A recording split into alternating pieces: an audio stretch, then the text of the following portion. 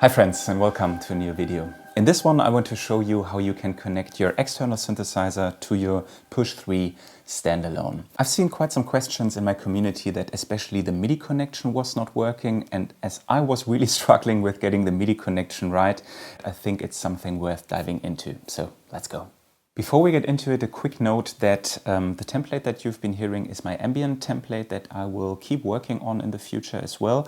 The current version is on my Patreon, so if you're interested in that, you can get it there. And now let's get into how we connect the two devices. All right, I've disconnected everything. Just these two here are the outputs that are going to my mixer so that I can record everything that you are hearing right now.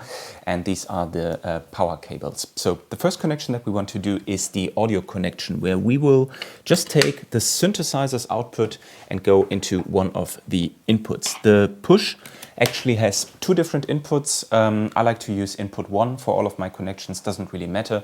But yeah, you can just use one of those and then just make the audio connection. The MIDI connection is a little bit more tricky because you will actually need two things. The first thing is this MIDI cable here. That's a standard MIDI cable. You can get them everywhere, nothing really fancy. But it's actually really tricky when it comes to this little part here. This is a MIDI to mini jack connection, so to say. The push outputs are kind of like in the push MIDI outputs are in the mini jack format.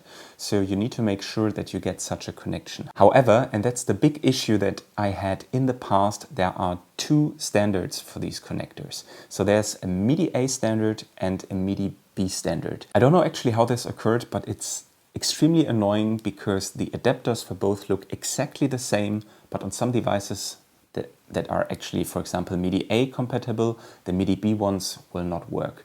So the biggest issue that I had in the past is that I tried to connect my push with the MIDI B connector and it didn't work. I couldn't send MIDI notes to my synth. I was always asking myself why that is. And yeah, you can imagine it like, imagine you have a standard like USB-C. The cables look exactly the same, but there are two different standards used by many different companies, and you have to figure out which one works for your phone and the connection you want to make. Extremely annoying, but unfortunately that is how it is with MIDI right now. So if you're using a Push 3, the Push 3 uses MIDI A, so you need a MIDI A connector. I have this one here. This is from the Ableton website. You can just also get one from Thomann for a little bit cheaper.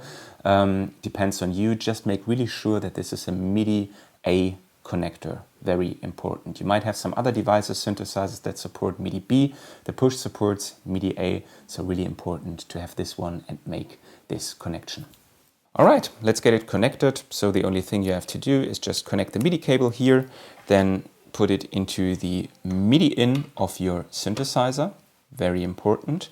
And then this cable here goes to the MIDI out of your push. Now, the next thing that we have to do is to check that our MIDI settings on the push are correct. To do that, we actually go here to settings and then we navigate to the MIDI tab. And here now we can make some selections. So at first here, you want to select the output because we want to send MIDI notes from our push to our external synthesizer. And then we need to select the MIDI port.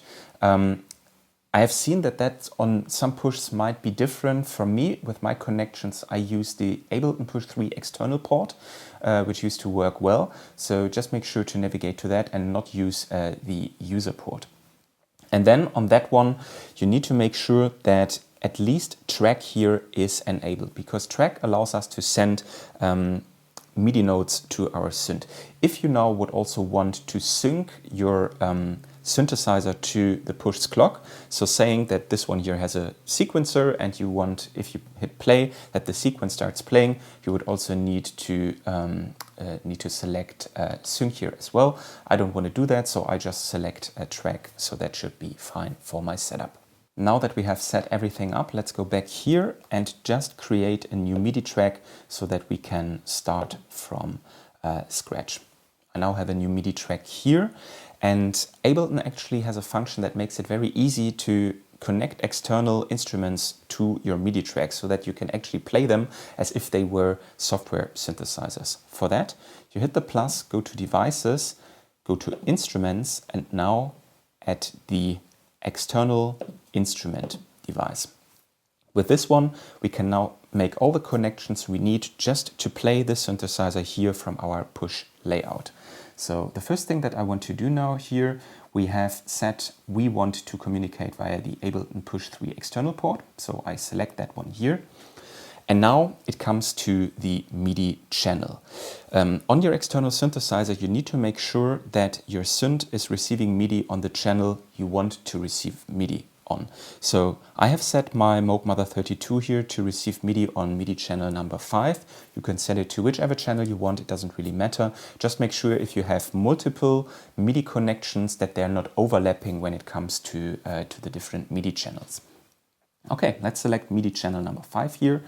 And still, if I play now, we won't hear anything because I have no input selected. So if I now go here to the input tab, we have just connected in the beginning, you might remember, our Mother-32 to the audio track channel, or to the audio input number 1. And now if I start to play it,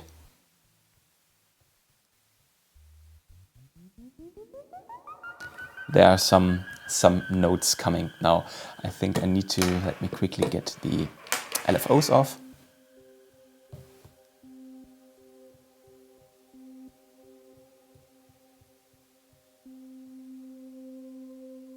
We can hear the sound. I now need to bring up the filter. Here we go.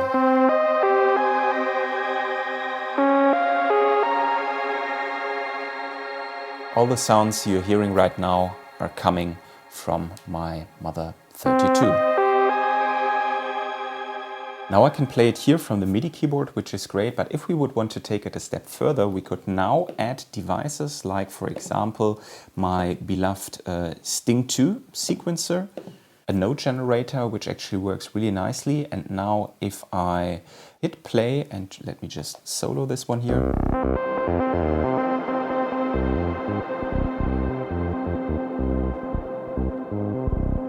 Let's go into Sting. Transpose it up, 24 semitones.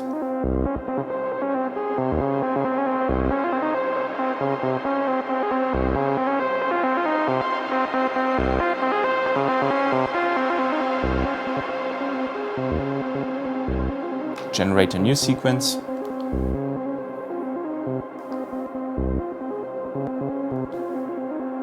Let's use the push takeover mode.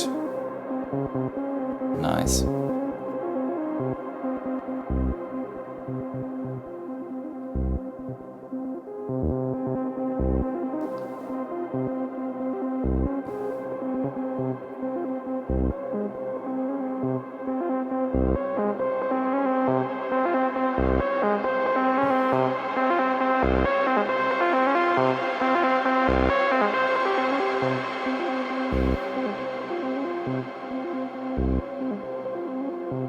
Yeah, you need to make sure that you get your gain levels right. You could hear maybe in the background there was a little bit clipping here, but yeah, in general I think you get the idea. And now you have everything for your setup to get going with your external synthesizers, and yeah, I hope you have a lot of fun.